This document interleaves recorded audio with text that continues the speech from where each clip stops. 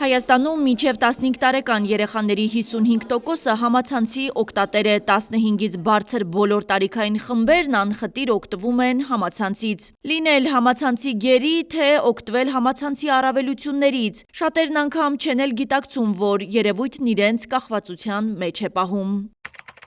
Ապրիլի 4-ին համացանցի միջազգային օրը զրուցել ենք Անուշ Հակոբյանի հետ։ Համացանցի առավելություններն ու թերություններն ավագ դպրոցի սանը դեռ տարիներ առաջ է հասկացել, երբ այցելել է Հայ միասնության խաչ բարեգործական մշակութային հասարակական կազմակերպության ինովացիոն մարզային կենտրոն։ 5 տարի առաջ ընդունվելով Հայ միասնության խաչի ինովացիոն էթնիկ մարզային կենտրոն, սովորեցի այն մինիմալ ծրագրերը, որով առաջ գնացի և ձեռք բերեցի իմ այժմյա մասնագիտությունը, մասնագիտությամբ անիմատր եմ, նաև աշխատում եմ Հայ միասնության խաչի գրասենյակային բաժնում և ինովացիոն էթնիկ մարզային կենտրոնի համակարգողն եմ։ Վաղարշապատի Մաքսիմ Գորկու անվան համար 5 ավագ դպրոցի 12-րդ դասարանի տնտեսագիտության ենթահոսքում սովորող Անուշը լուրջ հետաքրքրված է արհեստական բանականությամբ ՏՀՏ ոլորտով։ Եթե խոսենք 21-րդ դարից, 21-րդ դարը համացանցի դար է և յուրաքանչյուր բան կապվում է արդեն արհեստական բանականության հետ և մեր օրը էլ ավելի է հեշտանում, յուրաքանչյուր խնդիր կարողանում ենք արհեստական բանականության հետ լուծել, որը ես իմ առօրյայում կիրառում եմ։ Կարծում եմ, որ յուրաքանչյուր ոք պիտի համացանցը դիտարկի իր օգնական, որպես իր օգնական։ Հայ միասնության խաչում մենք ունենում ենք պարբերաբար դասընթացներ, որոնցով իրազեկում ենք երեխաներին ճիշտ օգտվել համացանցից ու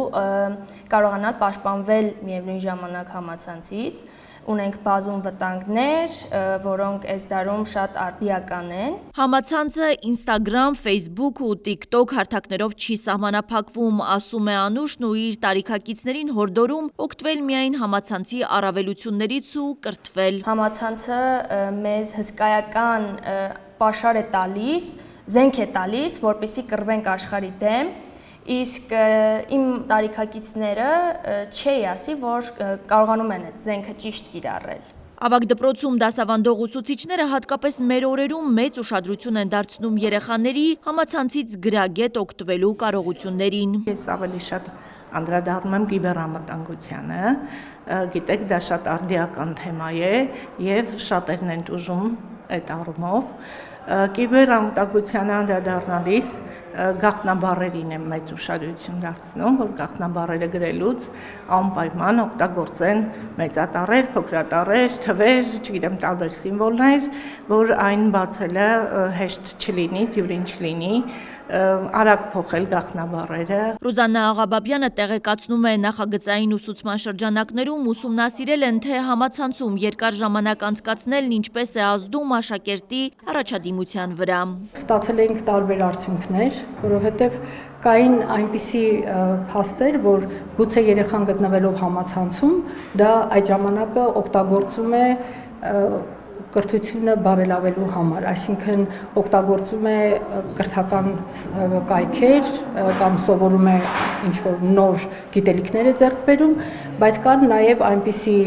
արդյունքներ, որ համացանցից օգտվելու ժամանակը բավականին խանգարում էր երեխայի առաջադիմությանը։ Եվ